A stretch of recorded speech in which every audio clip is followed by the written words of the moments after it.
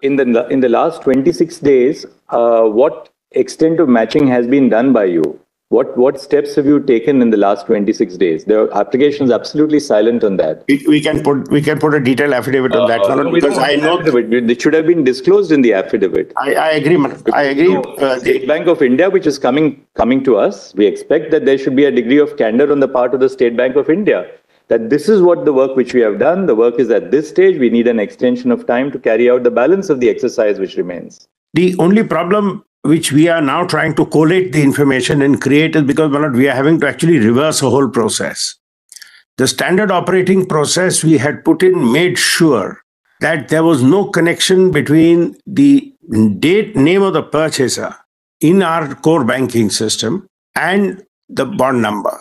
Because we as the bank were told that this is supposed to be secret. Now, if a handful of people also within the bank had access to this is the kind of information which would have been. So, Mr. Salve, yes. If you see your application, yes, if we start at para 10, paras 10 to 14 of your application are the key to your application.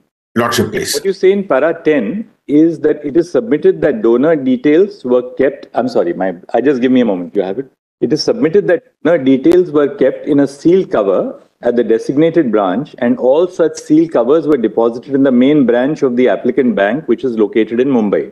Yes, ma'am.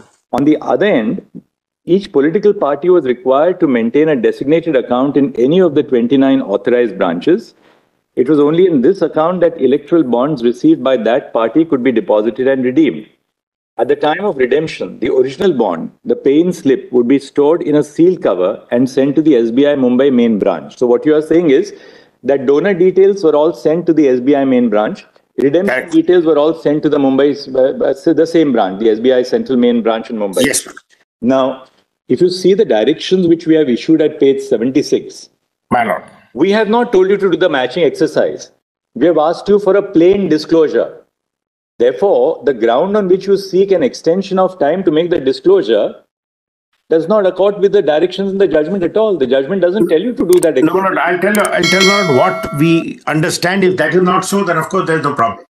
If your lordship is pleased to turn to para 221. Then you simply comply with the judgment. No, please turn to para 221. Your lordship's judgment? Page 76, right? 76, yes. SBI shall submit details of electoral bonds purchased since the interim order of the court. Well, no problem. No problem. The details shall include the date of purchase of each electoral bond, the name of the purchaser of the bond, and the denomination of the electoral bond purchase. Now, my lord, when the purchases were happening, we divided the information. The name is kept at one place and the purchase is recorded at another place. But ultimately, everything was sent to the Mumbai Central Main Branch. All issuing branches, for the political parties, there are only 24. Actually, there are 4. But insofar as the purchasers are concerned, everything has been remitted back to the Mumbai Central Main Branch. Except, I'm sorry, your lordship is right. It is not kept at one place because the reason, if your lordship just sees in an earlier para, my lord was pleased to see para 10. If your lordship just sees para 5 and 7, that's why the problem has arisen in this case. Para 5 said central government framed the electoral bond scheme, which provided that the information furnished by the buyer shall be treated as confidential, and the bank shall not be disclosed by any authority for any purpose. Now, we knew this is sensitive information, so a physical procedure was devised. You sort of did a KYC and you kept the name in that. And once that was cleared, then only the bond number was cleared, and then the bond number was used for further purchases. The money came to people who didn't know who the money was, who was the real name of the purchaser. They just knew this was a cleared account, so it came into a bond payment account, and from the bond payment account it was given. And it was done precisely to prevent this kind of gossip coming out saying so-and-so has purchased so much.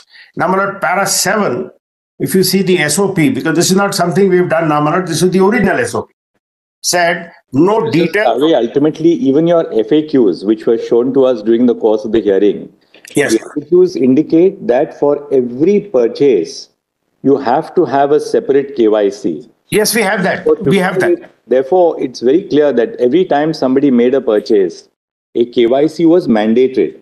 That one set of documents, namely the electoral bond application form, KYC documents, citizenship documents, and pay-in slips. Manoj, there's no issue. We have the details. Please don't misunderstand me.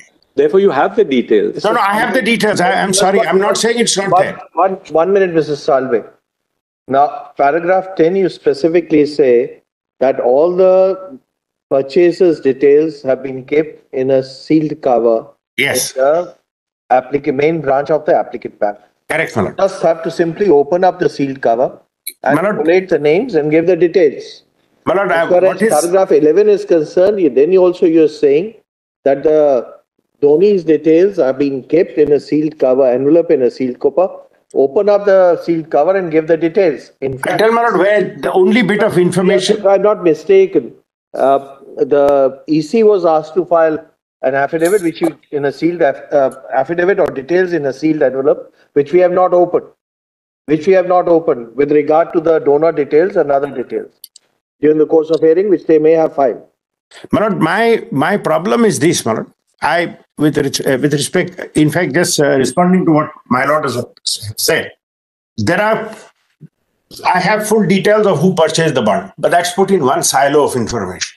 I have full details of where the money came from, which is in a second silo, and I have a complete detail of which political party tendered how many bonds and who has been paid how much. That's a easy ask that can be given straight away. The problem is, Manoj, I have to now put the name of the purchaser, which is in the first sealed packet, and these are all physically kept. They were not put into the banking system.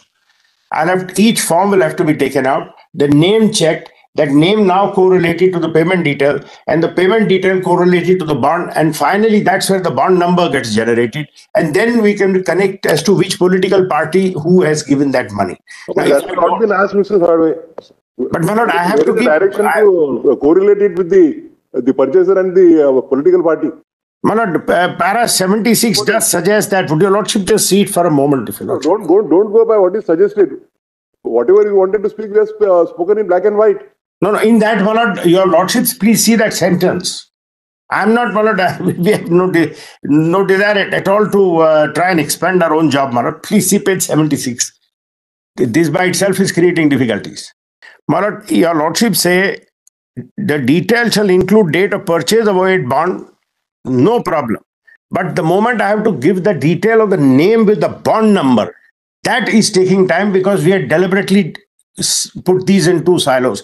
If your lordships want only the details of who purchased the bonds, we can give that straight away. Mr. Salve, our judgment is dated 15th of February 2024. Yes, ma'am.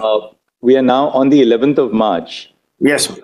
In the last 26 days, what extent of matching has been done by you? What steps have you taken in the last 26 days? The application is absolutely silent on that. We can put a detailed affidavit on that, because I know it should have been disclosed in the affidavit. I agree, man. I agree. State Bank of India, which is coming to us, we expect that there should be a degree of candor on the part of the State Bank of India. That this is what the work which we have done. The work is at this stage. We need an extension of time to carry out the balance of the exercise which remains. But we have sought to explain the problem, and the work is going on, because each form, it'll have to be form by form. Work is going on to what extent you have reached? Work is going on form by form. They will, if you're not on, I can give the exact detail of how many we have covered and how many more we can cover. But they did a rough calculation. It will take about 3 months more. Because I'll tell you my other concern. I have another big concern, Manoj. I cannot make a mistake in this. I'll get sued by the donor. I'll get sued by people, because I cannot by mistake say A got it when B had it. Highest court of this country. So where is the question of you being sued? I'm sorry, Manoj. Whatever you are doing under the directions of the highest court of. No, Manoj. If I make a mistake, if I say Mr. X got it instead of Mr. Y got it, in a hurry to give the numbers, I could create havoc there, Manoj, because ultimately. As we take it, Mr. Salve, you are accepting that there's no difficulty in giving names of the donors who purchased the bonds and the amount they purchased the bonds. You have got no difficulty in giving details of the political parties who have purchased the particular bonds.